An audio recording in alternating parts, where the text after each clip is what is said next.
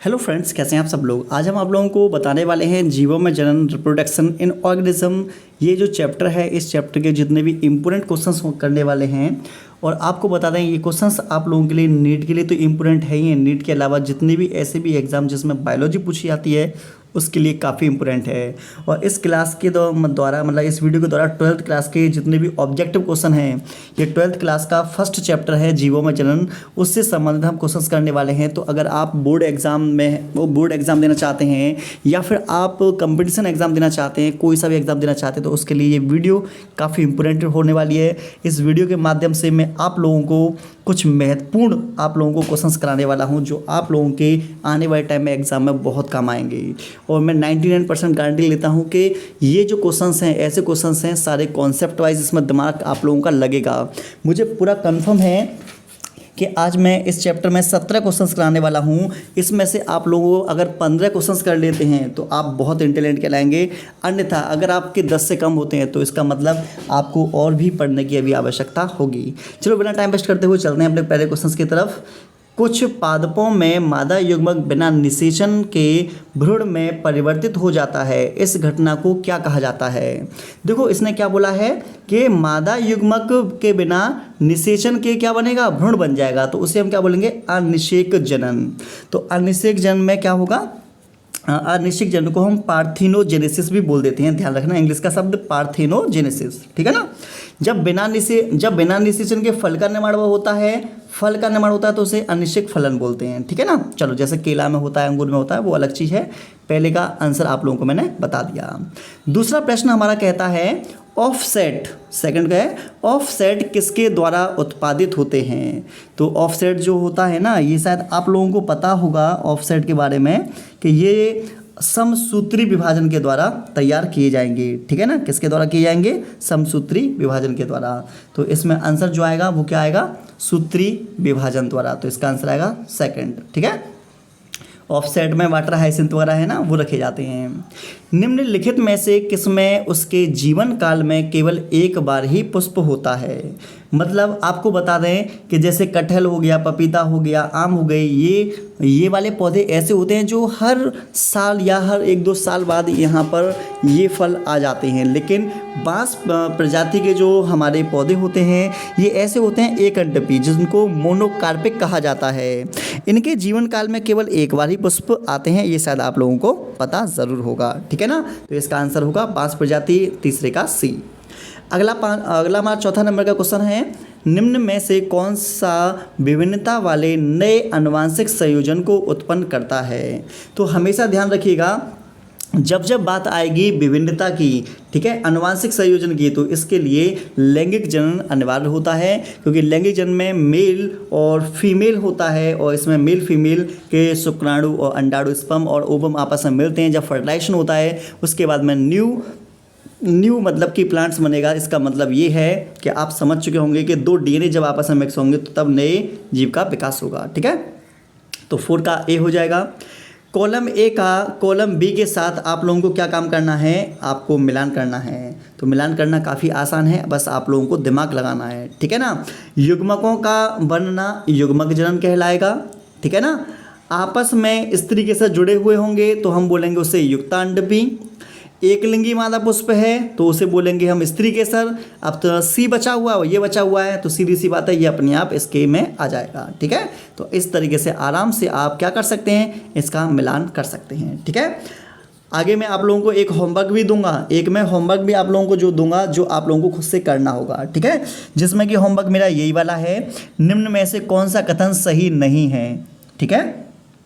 Option A, आलू, केला, अदरक में पादपक रूपांतरण तने उपस्थित प्रभाव से उत्पन्न होते हैं। रुके हुए जल में उगती हुई जल हाइसिंथ जल ऑक्सीजन खींच लेता है जिससे मछलियां मर जाती हैं। सी वाले में अलैंगिक प्रजनन द्वारा उत्पन्न संतान को क्लोन कहा जाता है। डी, सूक्ष्मदर्शी चल अलैंगिक प्रजनन संरचनाएं चल बीजाणु कहलाती हैं। तो ये वाला क्वेश्चन जो है ये आप लोगों के लिए होमवर्क है। आप लोगों को मुझे कमेंट करके बताना है, क्वेश्चन आता हो तो भी बताना है कि सर ए है या बी है या सी या डी है। अगर बाई चांस नहीं भी आता तो ईमानदारी से आप कमेंट में बोल सकते हैं कि सर हमको नहीं पता, आप बता दीजिए इसका आंसर क्या है, हम आपको बता देंगे। लेकिन कमेंट करना ज़रूर है, ठीक है, हिम्मत नहीं हारनी आप लोगों को। चलिए आगे हमारा प्रश्न है, निम्नलिखित में से कौन सा युग्मक सही रूप से नहीं मिलाया गया। इसने बोला नहीं मिलाया गया, ठीक है। तो आप लोगों को बता दें, यहाँ लिखा हुआ है द्विविखंडन।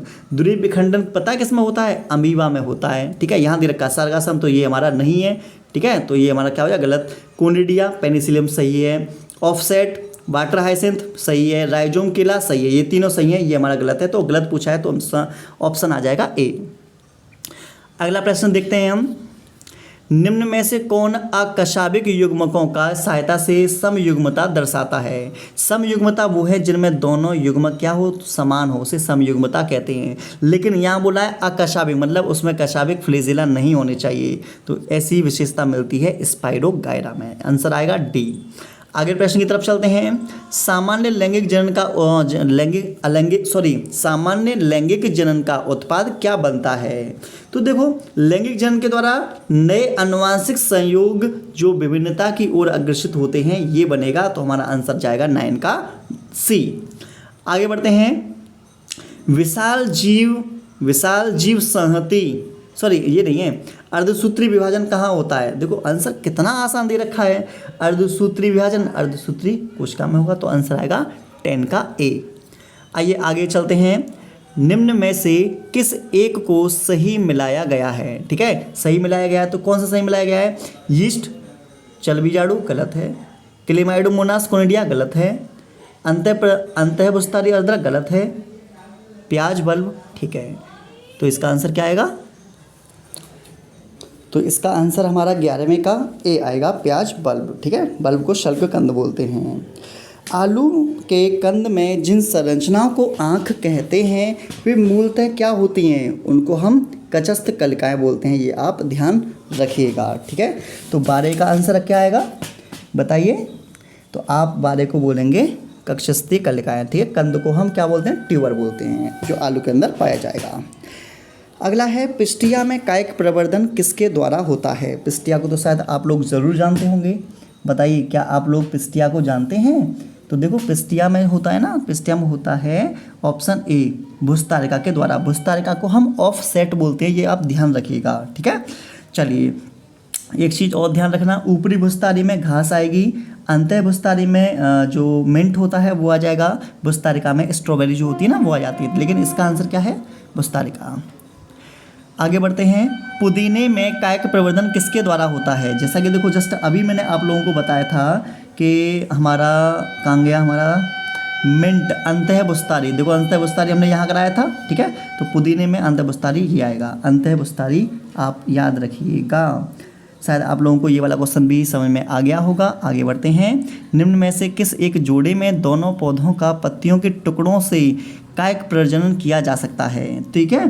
तो हम पत्तियों में कायिक प्रजनन किन में होता है, तो एक ब्रायोफिल्लम है, एक कैलेंचू है, इन दोनों में पत्तियों के द्वारा कायिक जन होता है, मतलब पत्तियों से नए पौधे का निर्माण हो सकता है। तो हमारा आंसर आ जाएगा ब्रायोफिल्लम और कैलेंचू, ठीक है। शायद आप लोगों को क्लियर समझ में आ गया होगा। आइए आगे बढ़ते हैं, अंड युग्मजी में निषेचन प्रक्रिया के दौरान क्या होता है। क्या गतिविहीन एक छोटा मादा युग्मक, देखो छोटा मादा युग्मक कभी नहीं होता, तो आंसर ये गलत। एक बड़ा गतिविहीन मादा युग्मक, देखो गतिविहीन और बड़ा मादा युग्मक ये तो ठीक है, एक छोटा गतिशील नर युग्मक, ठीक है। तो जी हमारा ये वाला है ना बी, ये बिल्कुल बात सही है। मादा युग्मक में गति नहीं होती, ठीक है, बड़ा होता है, ठीक है। एक छोटा होता है नर युग्मक, ठीक है, गतिशील होता है, ठीक है। तो हमारा आंसर आएगा 16 का बी वाला। आगे बढ़ते हैं, पुनरुद्भवन के दौरान एक अंग का दूसरे अंग में रूपांतरण क्या कहलाता है। तो आपके पास 4 ऑप्शन दे रखे हैं, तो बताइए 4 ऑप्शन में से क्या आंसर आएगा। तो देखो एक आता है ये दे रखा है मोरफेनेजेसिस, ठीक है, ठीक है। एक ये दे रखा है एपीमॉर्फोसिस दे रखा है, मोरफेलेक्सिस दे रखा है, एक्रिएशनरी वृद्धि दे रखी है। तो जो इसका आंसर आएगा ना, इसका आंसर आएगा एपीमॉर्फोसिस, ठीक है। तो वो एपीमॉर्फोसिस क्या होता है, इसमें इसमें प्रचुरोद्भवन जो होता है ना, जैसे कहीं चोट वगैरह लग जाती है तो वहाँ पर नई कोशिका का निर्माण हो जाता है। ठीक है, जैसे आपने देखा होगा कि छिपकली होती है ना, छिपकली पूंछ टूट जाती है तो वहाँ से दोबारा आना शुरू हो जाती है। जैसे स्टार फिश होती है ना, तो स्टार फिश में कोई भुजा कट जाती है तो वो कटी हुई भुजा दोबारा वापस आ जाती है। तो ये सब प्रोसेस होती हैं एपीमॉर्फोसिस के अंतर्गत। ठीक है, तो इस तरीके से आप लोगों ने टोटल हमारे क्या किए, जितने भी क्वेश्चन थे, देखो यहाँ पर आंसर की नहीं, मैंने कोई क्वेश्चन भी तो आपसे पूछा था, तो ये मैंने आपको सारे क्वेश्चंस पहले चैप्टर से करा दिए। और फर्स्ट ईयर से रिलेटेड मैंने आपको बता दूं कि मैंने 3-4 वीडियो ऑलरेडी मैंने डाल दी हैं, उन वीडियो को आप देख सकते हैं। अगर आप नीट की तैयारी कर रहे हैं तो वो भी आपकी काफ़ी इंपॉर्टेंट हैं। अब मैं 12th क्लास की क्या काम करने वाला हूँ, 12th क्लास के जितने भी आप लोगों के जो चैप्टर हैं, 12th क्लास के बायोलॉजी के जो ऑब्जेक्टिव हैं उनको मैं क्लियर करने वाला हूँ। क्योंकि आपको पता होगा कि 12th क्लास है ना, इससे संबंधित नीट में बहुत सारे क्वेश्चंस पूछे आते हैं। ठीक है, 45 प्लस जो क्वेश्चंस हैं वो यहाँ से पूछे जाते हैं। तो अभी आप 12th में हैं तो आपने अभी तो हाल फिलहाल में 12th कर रखी है, तो आसानी से आप लोगों को समझ में आ जाएंगे। तो मेरे जितनी भी वीडियोस हैं लगातार देख लेना, चैनल को सब्सक्राइब कर लेना, और अब वीडियो अच्छी लगे तो कमेंट करके बताना कि आपको वीडियो कैसी लगी। ठीक है, जिससे कि हमें भी मोटिवेशन मिलता है। जब आप लोग कमेंट करते हो तो हमें भी लगता है कि भाई हम जो आप लोगों के लिए मेहनत कर रहे हैं वो आप लोग हमारे साथ भी काफ़ी मेहनत कर रहे हो, हमें भी अच्छा लगता है।